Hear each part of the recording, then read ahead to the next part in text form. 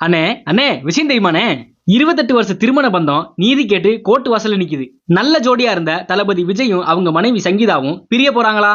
ரொம்ப ஆச்சரியமாவும் வேதனையாவும் இருக்கு. 1996ல லண்டன்ல இருந்து தளபதி விஜயை பார்க்க வந்த தீவிர ரசிகை தான் மேடம் சங்கீதாவானே.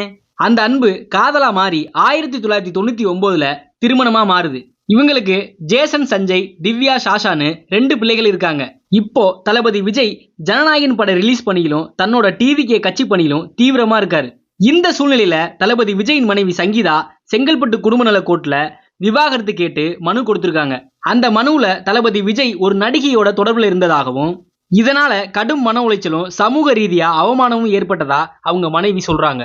கடந்த 2 வருஷமா தனித்தனியா பிரிஞ்சுதான் வாழ்றாங்களாம். ஒருவேளை சுமூகமா பேசி தீர்க்க முடியாதால சட்டப்பூர்வ முடிவை எடுத்திருக்காங்களா? இந்த விவாகரத்து சம்பந்தமா தளபதி விஜய் தரப்புல எந்த அறிக்கையும் இதுவரை வரல. அரசியலையும் சினிமாவிலையும் அதிகாரத்தை எதிர்த்து மக்கள் பக்கம் நிக்கிற தளபதி விஜய்க்கு எதிரா அவங்க மனைவி தேர்தல் வரப்போற இந்த நேரத்துல விவாகரத்து கேட்டது சரியா? உங்களுக்கு என்ன தோணுது? கமெண்ட்ல சொல்லிட்டு போங்கனே.